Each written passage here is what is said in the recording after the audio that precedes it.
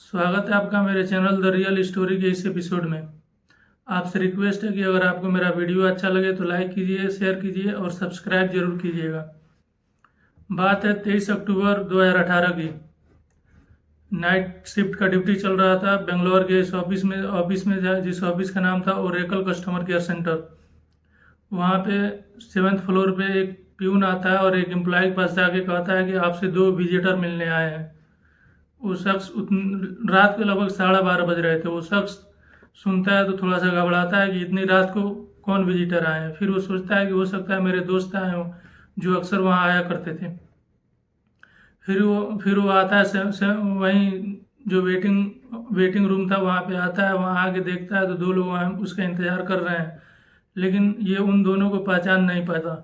और ये कुछ पूछने ही वाला था कि तब तक सामने से एक शख्स खड़ा होता है और कहता है हेलो तरुण, और हाथ मिलाने के लिए आगे हाथ बढ़ाता है। अब वो एम्प्लॉय तरुण नाम सुन के चौंक जाता है, क्योंकि ये वो नाम करीब 15 साल के बाद सुना था।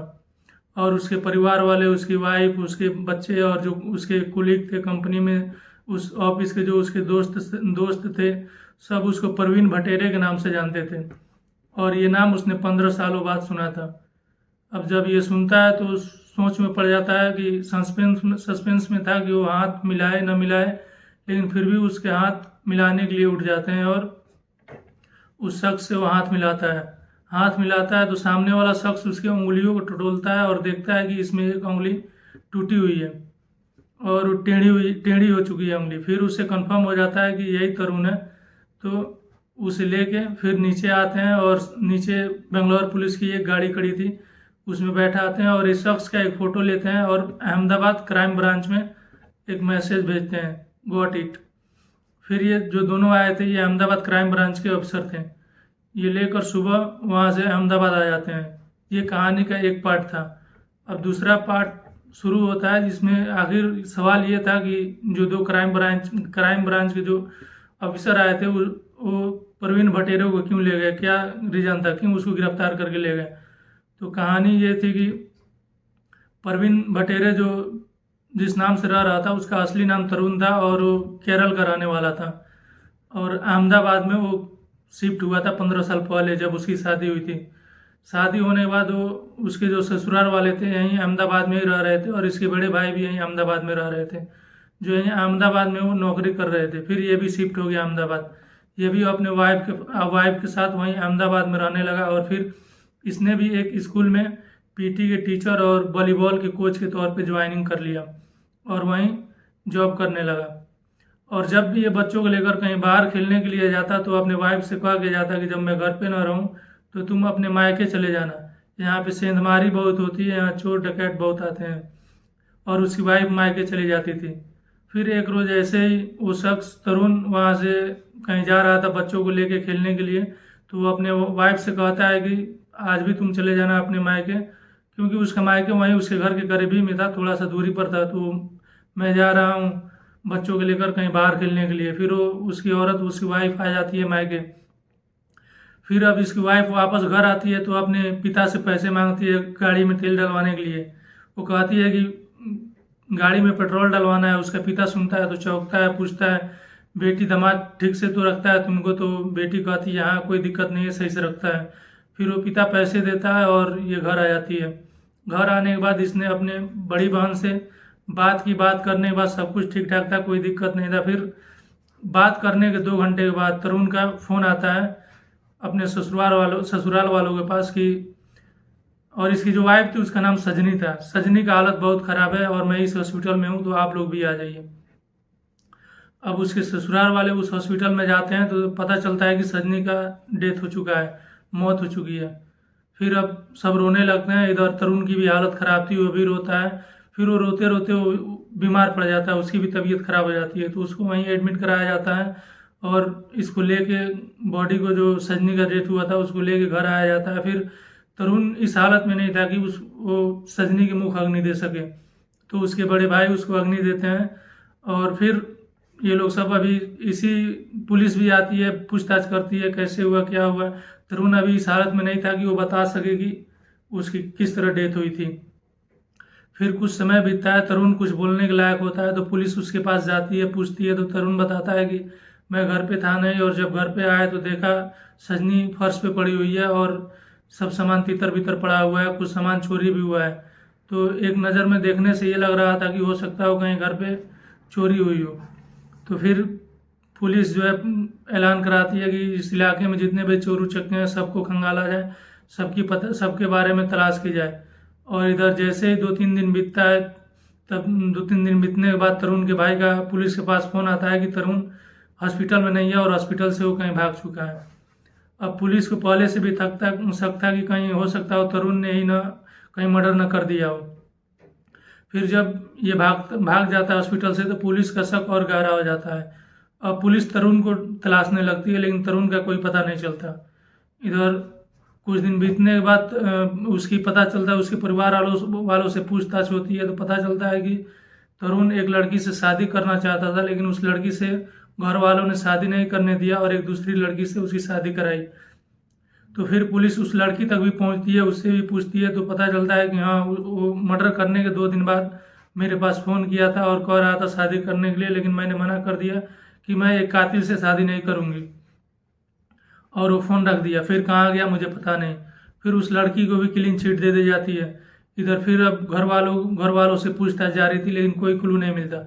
पुलिस उसके घर वालों को उठाकर कुछ दिन जेल में भी रखा, लेकिन पता नहीं चला तरुण कहाँ गया। फिर कुछ दिनों बाद उसके घर वालों को छोड़ दिया जाता है। तरुण की तलाश जारी थी, लेकिन तरुण मिल नहीं रहा था। फिर समय धीरे धीरे बीतता गया। अब ये केस भी धीरे धीरे ठंडे बस्ते में जाता गया और लगभग ये केस क्लोज ही हो गया था, फिर बंद ही हो गया था। लेकिन जब कोई नया अफसर आता, कोई नया अधिकारी आता तो इस केस को खोलता, देखता, पढ़ता, वो भी थोड़ी बहुत तलाशी कराता, नहीं पता चलता वो भी इस केस को रख के भूल जाता। ऐसे ही होते होते तकरीबन 15 साल बीत चुके थे। 15 साल बाद एक अधिकारी आते हैं, वो पता करते हैं इसके केस के बारे में। तो पता चलता है कि इसके परिवार में भाई है, इसकी माता है, इसके पिताजी का डेथ हो गया। जो मर्डर किया था उसके कुछ दिन बाद ही वो अपने माता पिता से मिलने आया था, और जिस दिन वो मिल के गया उसके 1 दिन बाद ही उसके पिता का हार्ट अटैक से मौत हो गया था। फिर वो सबके कॉल डिटेल्स को खंगालती है पुलिस। वो अधिकारी चेक करवाता है, लेकिन कहीं से कोई क्लू नहीं मिलता। उसके भाई का फ़ोन चेक करवाते हैं, लेकिन कहीं से कोई जानकारी नहीं मिलता। इसके माँ के फ़ोन को अब सर्विस लाइन पर लगाया जाता है, लेकिन उससे भी कोई जानकारी नहीं मिलती। इसके माँ के और उसके भाई के तकरीबन 4000 फ़ोन कॉल पे बात हुई थी, और उन 4000 कॉल को पूरा चेक किया जा चुका था, लेकिन कहीं से कोई तरुण का नाम सामने नहीं आ रहा था।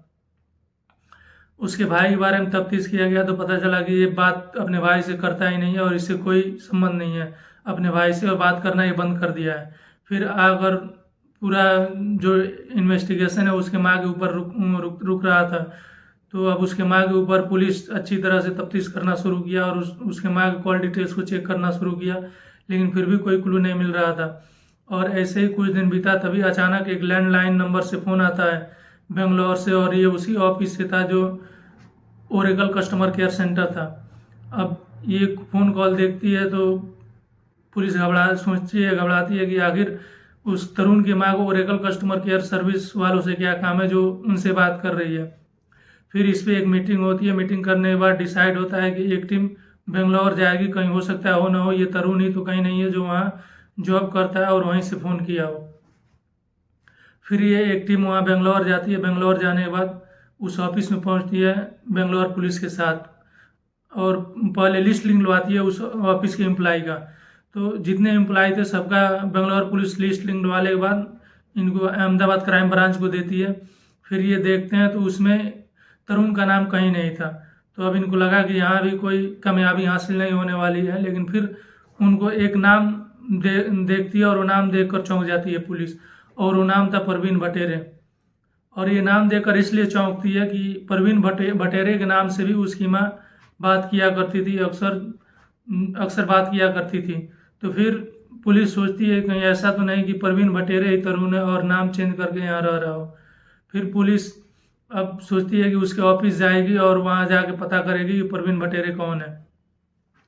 फिर ये बेंगलोर पुलिस के साथ उसके ऑफिस जाती है, उस सर्विस सेंटर, उस कस्टमर केयर सेंटर में जाती है, और वहाँ जाने के बाद तरुण बटेरे को बुलाया जाता है और परवीन बटेरे को बुलाया जाता है और परवीन बटेरे आता है तो पुलिस उससे हाथ इसलिए मिलाती है कि इसको पहले ही पुलिस पता कर चुकी थी, तो जिसमें पता चला था कि उसकी जो एक उंगली टूटी हुई थी, टेढ़ी हुई थी, वो वॉलीबॉल खेलते वक्त उसकी उंगली टूट गई थी जिसकी वजह से टेढ़ी हो गई थी।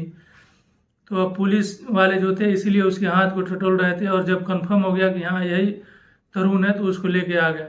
फिर अब ये तफ्तीश किया जाने लगा कि ये तरुण परवीन बटेरे कैसे बना, ये नाम किसका लिया। फिर पता चला कि इसका बचपन का दोस्त था जिसका नाम परवीन बटेरे था और ये भोपाल में रहता था। और मर्डर करने के बाद ये कुछ दिनों बाद भोपाल में गया। भोपाल में वो कुछ कोचिंग सेंटर इसका दोस्त चलाता था परवीन बटेरे। तो वहाँ जाने के बाद इसने उसी कोचिंग सेंटर में काम किया और उसका दोस्त था परवीन बटेरे, उसका पासपोर्ट लिया और आधार कार्ड लिया और ड्राइवरी लाइसेंस लेने के बाद उसको स्कैन किया। स्कैन करने के बाद अपना उस आईडी पे, सब आईडी पे अपना फ़ोटो लगाया और वहाँ से फर्जी आईडी लेके वहाँ से ये बेंगलोर चला गया और उसी आईडी पे वहाँ जॉब करने लगा। और इस फर्जी पासपोर्ट पे उसने 3 बार यूएस भी जा चुका था और वहीं जॉब कर रहा था। तो अचानक पता चला, पुलिस वहाँ पहुँची और वहाँ से गिरफ्तार करके ले आई। तो ये थी आज की कहानी। आपको कैसी लगी ज़रूर बताइएगा। अगर अच्छी लगी हो तो लाइक कीजिए, शेयर कीजिए और हमारे चैनल को सब्सक्राइब जरूर कीजिएगा।